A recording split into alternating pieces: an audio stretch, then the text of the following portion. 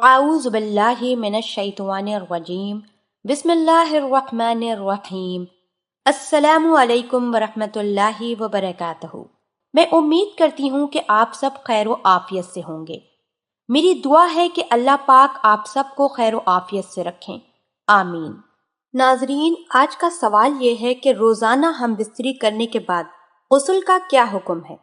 बहुत सख्त सर्दी हो और रोज़ाना हम बिस्तरी मियाँ बीवी के दरमियान होती हो तो उसके बाद गुस्ल करना कैसा है। जैसा कि नौजवान लड़के और लड़कियां जिनकी नई नई शादी हुई हो, अब मामलात रोज़ाना की बुनियाद पर होते हैं, अब गुस्ल किस तरह किया जाए, क्योंकि ठंड भी बहुत है और गुस्ल भी रोज़ाना नहीं किया जाता और ऐसे इलाकों में रहते हैं जहां पर जानलेवा सर्दी होती है। तो ऐसी जगहों पर गुस्ल किस तरह करें, ये बात हमेशा याद रखें कि गुस्ल किसी सूरत नहीं छूट सकता।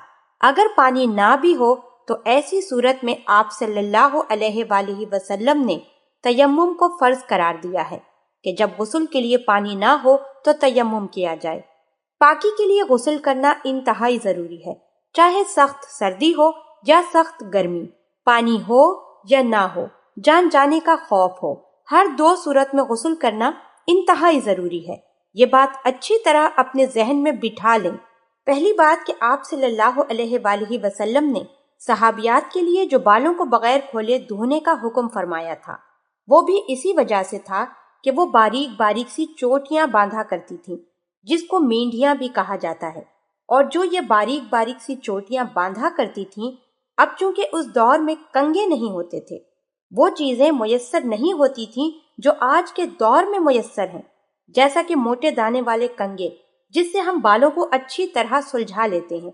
बालों को बांधना हमारे लिए आसान है, खोलना आसान है, सुखाना आसान है, जबकि पहले के दौर में ये चीजें होती ही नहीं थी। आप सल्लल्लाहु अलैहि वसल्लम ने सहाबियात और अज़वाज मुतहरात को सिर्फ इतनी रुख्सत दी थी कि बहुत बारीक बारीक सी मेंढियां बांधा करती थीं, तो अब इन मेंढियों को खोलना एक मुशक्कत तलब काम था, जिससे नमाज के जाने का खौफ था। इसी वजह से इन्हीं मेंढियों पर पानी बहाने का आप सल्लल्लाहु अलैहि वसल्लम ने हुक्म फरमाया। अगर आप सल्लल्लाहु अलैहि वसल्लम को गुस्ल को मुआफ करना करार देना होता तो आप सल्लल्लाहु अलैहि वसल्लम पहले सहाबियात को हुक्म फरमाते कि तुम्हारे लिए इंतहाई मुश्किल है। पहले के वक्तों में सख्त सर्दियों के दिनों में पानी के गर्म करने की सहूलत मैसर नहीं थी, या बहुत ज्यादा गर्मियों में पानी को लाना, उसे महफूज करना, ये सहूलतें नहीं हुआ करती थीं। आप सल्लल्लाहु अलैहि वसल्लम को अगर गुस्ल को मुआफ करना होता तो आप सल्लल्लाहु अलैहि वसल्लम उन हालात में मुआफ करते। आज के दौर में पानी को महफूज करना, पानी को गर्म करना, पानी को ठंडा करना, सर्दी हो या गर्मी, हर सूरत में हमारे लिए कोई मुश्किल नहीं। ऐसे बहुत कम इलाके हैं जहाँ पर बहुत ज्यादा सर्दी हो जो हमारे लिए जानलेवा साबित हो।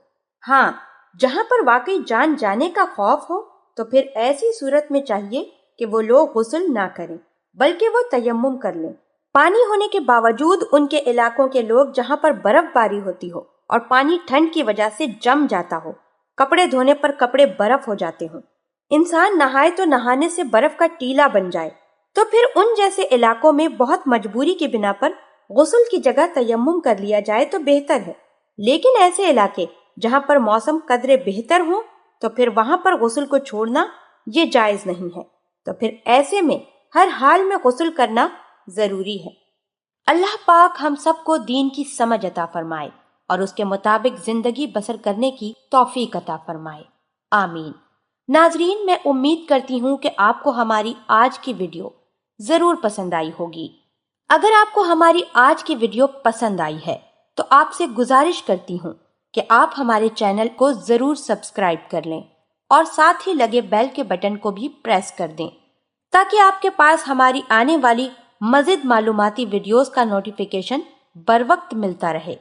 सब्सक्राइब के साथ साथ हमारी वीडियो को लाइक भी कर दें और अपनी कीमती राय का इजहार कमेंट्स में जरूर करें। कमेंट्स में आप अपने सवालात भी हम तक पहुंचा सकते हैं। अल्लाह पाक आप सबको अपने हिफ्ज़ व अमान में रखे, आमीन।